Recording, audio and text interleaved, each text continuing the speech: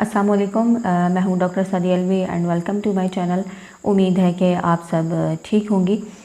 आज हम बात करेंगे कि कुछ टिप्स के हवाले से कि अगर आप चाहती हैं कि आपकी प्रेगनेंसी जो है वो सेफ़ रहे और आपकी प्रेगनेंसी हेल्दी रहे, तो ऐसी कौन सी टिप्स हैं जो कि जिन पे अमल करना ज़रूरी है। सेफ़ एंड हेल्दी प्रेगनेंसी के लिए जो टिप्स हैं वो आज मैं आपके साथ शेयर करूँगी। अगर आप चाहती हैं कि आपकी प्रेगनेंसी जो है वो हेल्दी हो, सेफ़ हो और हमल का जो आपका दौरानिया है वो बहुत अच्छे तरीके से गुज़रे, आप और आपका बच्चा बीमारियों से बचे रहें और बच्चे की ग्रोथ भी अच्छी हो और आपको कम से कम तकलीफ़ उठाना पड़े, तो इसी हवाले से आज कुछ ज़रूरी जो टिप्स हैं मैं आपके साथ शेयर करूँगी।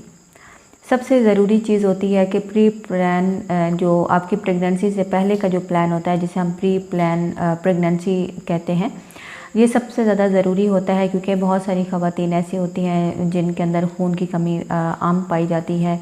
और इसी तरह अगर आपको कोई ऐसी बीमारी है जैसे कि हाई ब्लड प्रेशर है, डायबिटीज़ है, टीबी है, हेपेटाइटिस बी है, हेपेटाइटिस सी है, गुर्दों की कोई बीमारी है, पेशाब में कोई इन्फेक्शन है और आपको टाइफाइड है या कोई ऐसी पुरानी बीमारी गुर्दों की बीमारी है या कोई ऐसी बीमारी जिसका आपका इलाज चल रहा है, तो कोशिश आप ये करें कि पहले आप अपनी उस बीमारी का इलाज मुकम्मल करें, तब आपने प्रेगनेंसी को प्लान करना है।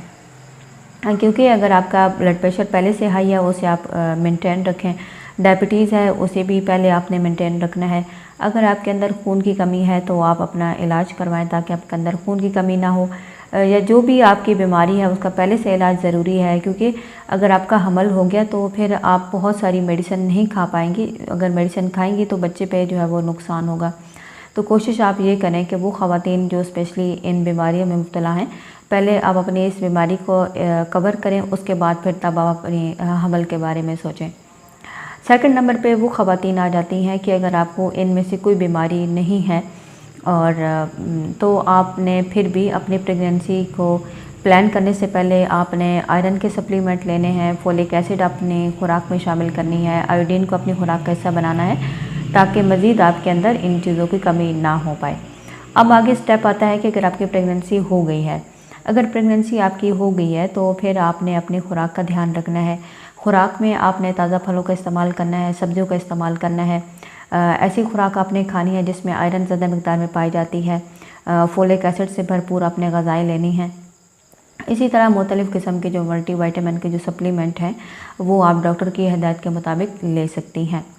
और मेडिसन आपने कोई भी गैर ज़रूरी और बिला वजह जो मेडिसन है वो आपने इस्तेमाल नहीं करनी।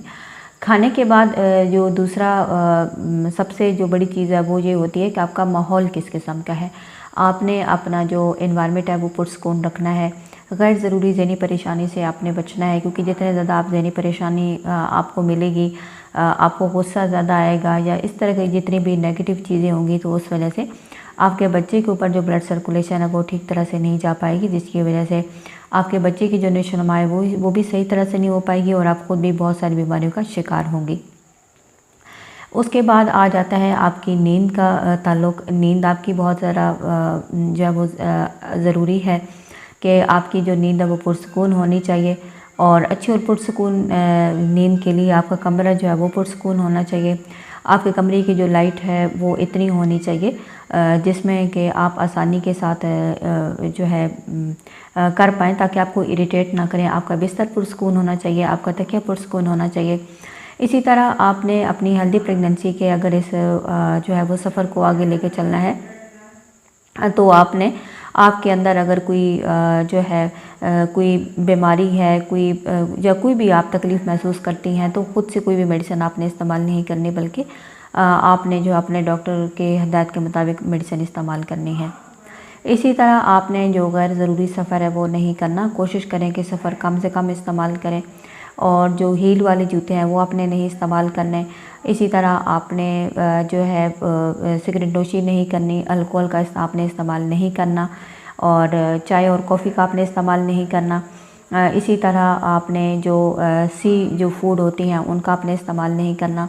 मछली आपने खानी है लेकिन वो मछली आपने खानी है जिसके अंदर जो मरकरी है उसकी मिकदार जो है वो कम पाई जाती है। बहुत ज़्यादा जो हाई लेवल मरकरी है वो आपने फ़िश जो है वो नहीं खानी। डब्बे में बंद जो ग़ज़ाएँ हैं वो आपने नहीं खानी। जो सोडा मशरूबात आपने नहीं पीने। कच्चा गोश्त, कच्चा अंडा आपने नहीं खाना। और कोशिश आपने ये करनी है कि घर में और अच्छी तरह पके हुए खाने आप अच्छे तरीके से खाएँ। ये वीडियो थोड़ी लंबी हो जाएगी, लेकिन ये सारी तफसील बताने का शॉर्टकट में मकसद ये है कि ताकि आपको डिटेल के साथ सारी चीज़ें जो है वो मालूम होनी चाहिए। इसी तरह जो बाज़ारी जो जूस है वो आपने इस्तेमाल नहीं करने। डब्बे में बंद आपने ग़ज़ाएँ इस्तेमाल नहीं करनी और पानी का इस्तेमाल आपने ज़्यादा करना है।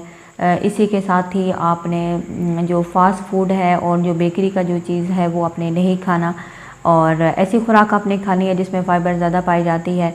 और इसके साथ ही आपने जो ताज़ा फल और सब्ज़ियाँ हैं वो अच्छी तरह धो के खानी है। ख़राब कोई भी चीज़ आपने नहीं खानी। और इसी तरह वो ख़वातीन या वो लोग जो कि आपको नेगेटिविटी की तरफ लेके जाएं, आपका हिम्मत हौसला जो है वो कम करें, ऐसे लोगों से आपने दूर रहना है।